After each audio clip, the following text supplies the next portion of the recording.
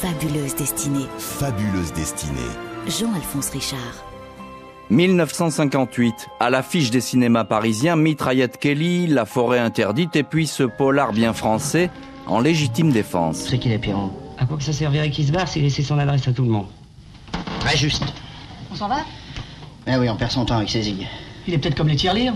Faut peut-être le secouer pour que ça sorte. Ces dialogues taillés au couteau dans une boîte de Pigalle sortent de l'imagination galopante d'un certain Frédéric Dard. Il a 37 ans. Dans les semaines qui viennent, sa signature va connaître une fabuleuse destinée. Brusquement, il y a eu cette espèce de mine, employant le mot, de mine qui s'est ouverte devant moi. Et j'ai continué de l'exploiter parce que ce serait de la folie de ne pas le faire quand on a la chance d'en découvrir une dans son jardin, non? La mine s'appelle bien sûr San Antonio, flamboyant commissaire flanqué d'un adjoint pas très raffiné. Qu'est-ce que c'est que l'antithèse d'un héros, sinon un gros dégueulasse qui parle mal, un goinfre, un butor, J'ai composé Bérurier. San Antonio Bérurier, apparemment rien de nouveau sous le soleil, sauf qu'ici, l'écriture ne ressemble à aucune autre, inclassable, tonifiante, révolutionnaire. Vous avez un amant jaloux. On ne demande pas à une dame si elle a un amant. Si on est candidat à la succession.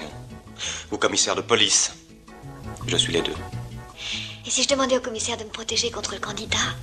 Je les connais bien tous les deux, vous n'arriverez jamais à les dresser l'un contre l'autre. San Antonio, c'est une langue en relief, s'écrit Jean Cocteau. C'est le François Rabelais du XXe siècle. J'ai eu envie d'écrire en caractère d'affiche, ou plutôt de graffiti. J'ai eu envie d'écrire au goudron, de leur hurler tout ce qui me passait par la tête, mes indignations, mes tendresses, mes misères d'homme, de tout faire passer. Et ça passe. San Antonio, Frédéric Dard, on les confond parfois. Frédéric Dard est un inquiet, enfin c'est ma face d'ombre. San Antonio, c'est la face ensoleillée. Ont déjà vendu 100 millions de livres en cette année 1969. Du brut pour les brutes, ménage tes méninges, concerto pour Porte-Jartel, 5 parutions par an, auxquelles il faut ajouter, pour l'infatigable écrivain, des scénarios pour le cinéma, le théâtre et même un livret d'opérette. À l'image de son Monsieur Carnaval, Frédéric Dard fait de sa vie une fête, mais la lumière s'éteint parfois au moment où on s'y attend le moins.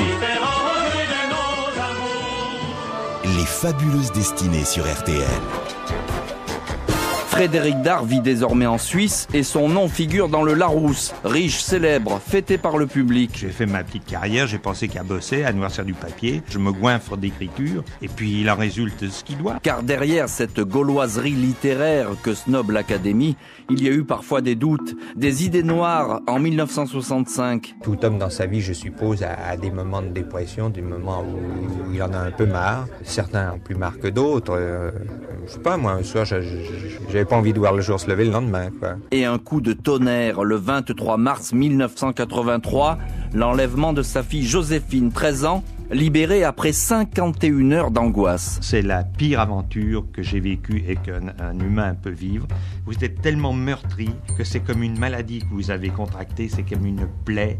Le temps a raison de tout, y compris de ça, mais ça ne passera jamais. Sauvé, en reprenant le costume de San Antonio, plus de 200 titres. Commissaire San Antonio, j'appelle le commissaire San Antonio, répondez. C'est lui. Le boss veut vous parler. Une fichier 5 sur 5, branchez-le sur l'horloge parlante. Et dans une frénésie de rencontres et de connaissances. Je suis collectionneur de bons hommes, au fond. J'aime trouver des gens, me dire, tiens, si j'avais jamais rencontré un gars comme lui. Vous savez, c'est comme quand on choque un verre, le bruit n'est jamais le même, suivant que c'est du cristal. C'est ça, c'est de faire gling sur les êtres, puis d'écouter la résonance. Jusqu'au bout, le génial Frédéric Dard, avec ses joies et ses fêlures, aura trinqué à la vie avec San Antonio et Bérurier. Il meurt en 2000 avec ces quelques mots pour épitaphe. La vie m'aura servi de leçon, je ne recommencerai jamais plus. Les fabuleuses destinées sur RTL.